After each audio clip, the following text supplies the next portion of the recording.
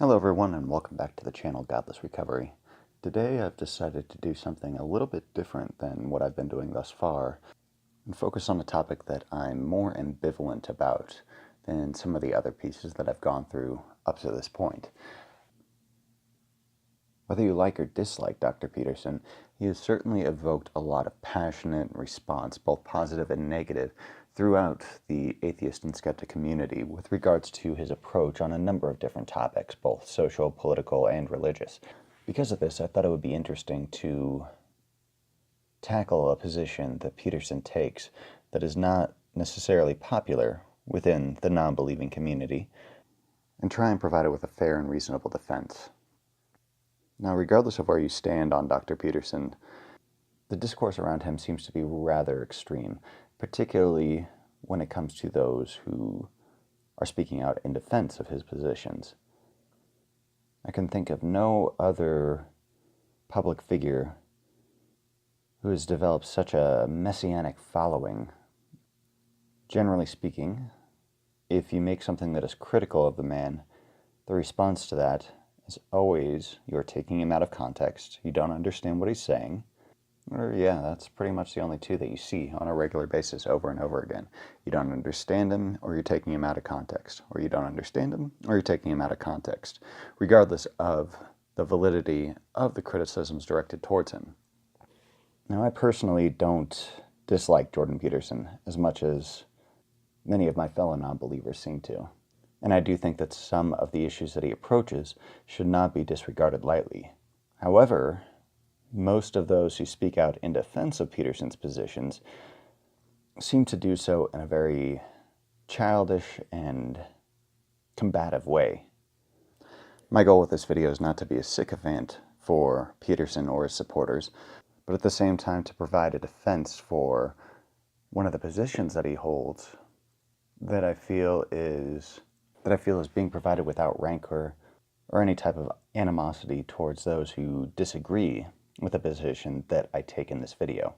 Now, to clarify, the position that I approach with this video, although partially conforms to my own beliefs regarding Peterson as a public figure, my goal here is not to provide my own position per se, but to provide a fair and robust defense of his position towards, in this case, religion, without being so personally invested into it that I feel affronted when people disagree with me. So the goal here is to provide an opportunity for a more dialectical conversation around his position on religious ideology and its importance in day-to-day society, without it necessarily conforming to my own views regarding religion as a whole. So with all that being said, here's part one of a new series that I'm calling Devil's Advocate. Enjoy.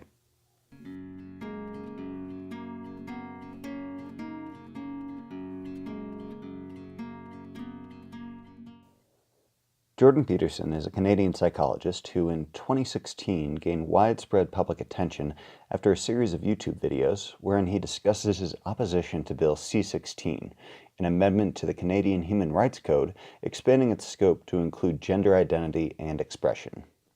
The support and opposition to his position on this bill propelled him into the realm of public intellectual discourse and garnered him a widespread following of supporters and detractors alike. Personally, my views on Dr. Peterson are complicated and tend to vary depending on what subject is being discussed. But for this video, I want to focus as exclusively as possible on only one topic. So today I'll be providing as strong of a defense as I can to Dr. Peterson's approach to religion.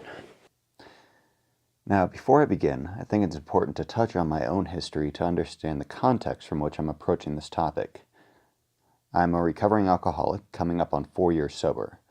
This journey required me to approach religion from a psychological rather than literal perspective. In other words, focusing on primarily what it does for a person as opposed to whether or not it's true. It's not that easy to distinguish between what's useful and what's real.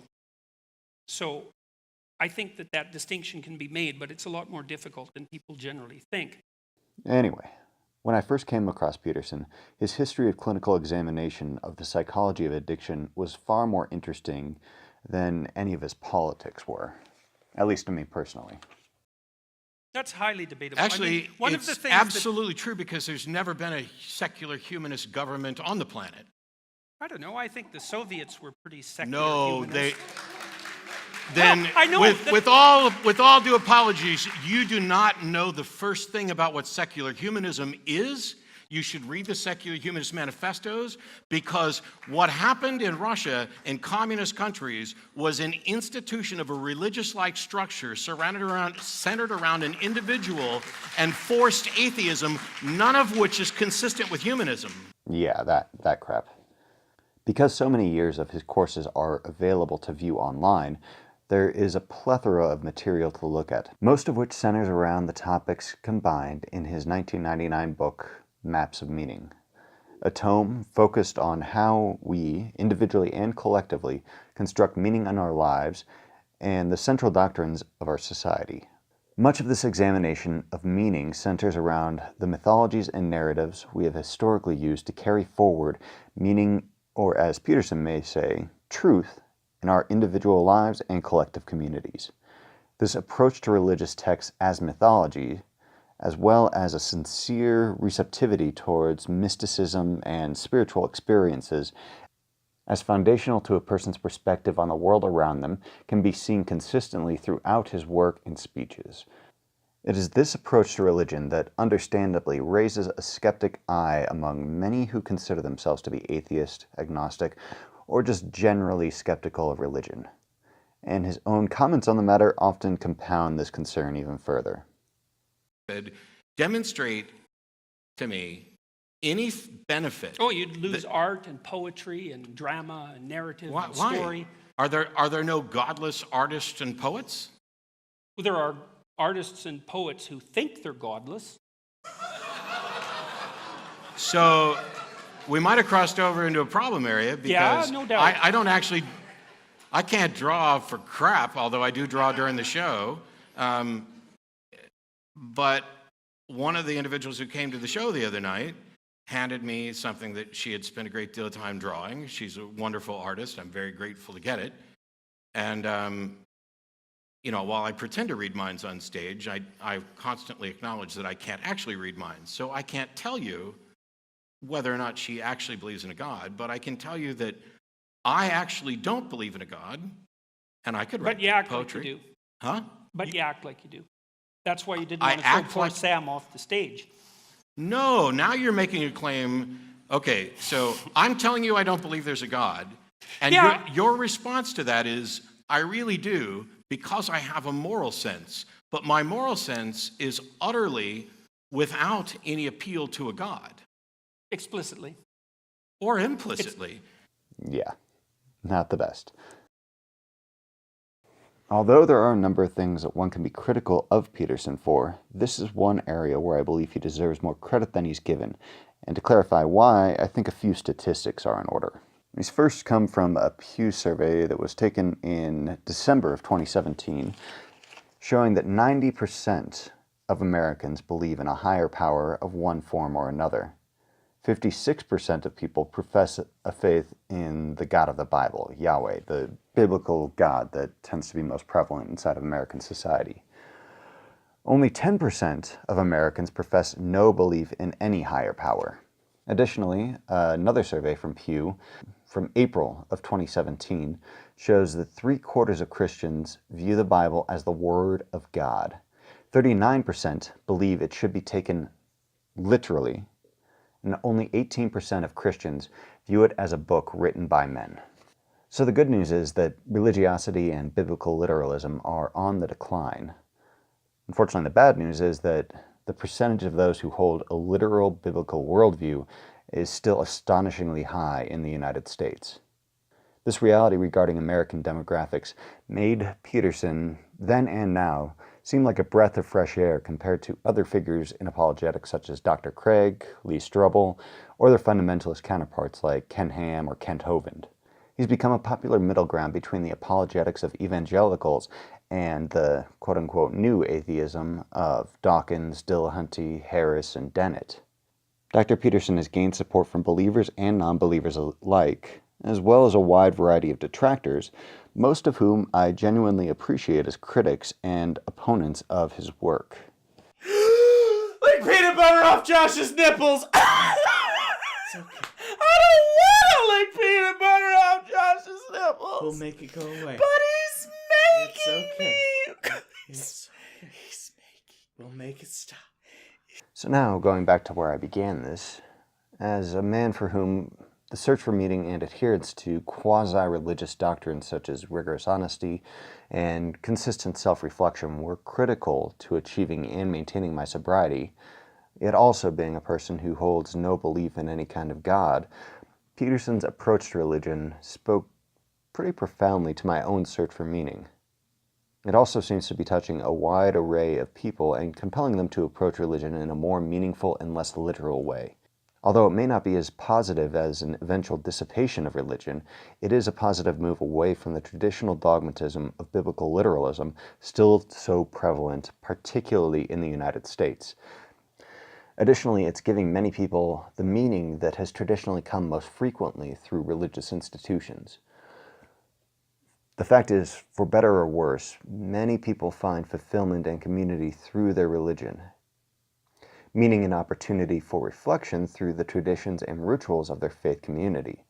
And so far, there's not been a very viable alternative to this kind of community network forthcoming outside of these religious institutions.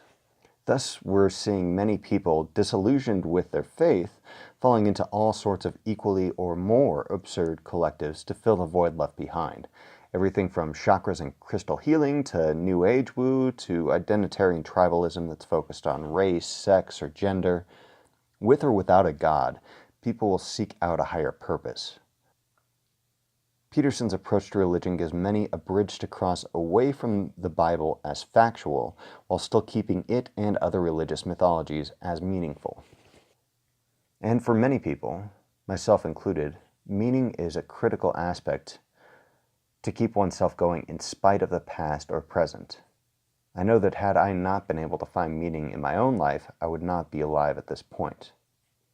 And to ignore the importance of this meaning, both individually and collectively, is something that we do at our own peril. So to touch on what I mean by this, I think that a quote from Viktor Frankl would be rather appropriate. This comes from Man's Search for Ultimate Meaning. Man is originally characterized by his search for meaning, rather than his search for himself. The more he forgets himself, giving himself to a cause or another person, the more human he is, and the more he is immersed and absorbed in something or someone other than himself, the more he really becomes himself. Peterson likes to call this truth, but a more fitting term has already been laid out for it long ago. Not truth, but meaning. Meaning that can transcend the everyday struggles one may or often must endure. Although his approach is by no means perfect, it is still a more honest and sincere approach to religion than I've seen offered elsewhere. So to conclude this defense of Peterson's approach to religion, I just have to ask a simple question. Is it beneficial to the individual and to society as a whole to abandon the importance of mythologies held within religion, as well as the theistic aspects of it? Or is it more important and valuable to society as a whole to shift away from the dogma of the theistic aspect of religion first, than to try and abandon both at the same time? Trying to fully accomplish that kind of a goal, rather than trying to do it incrementally, may end up causing more harm than good in the end.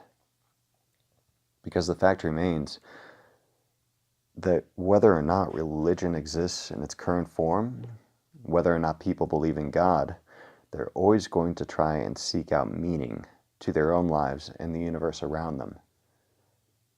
Religion has provided that for millennia, and will probably continue to provide that for at least centuries to come.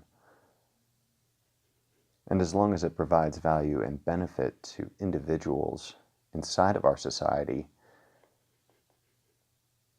attempts to move away from it entirely as opposed to moving away from it incrementally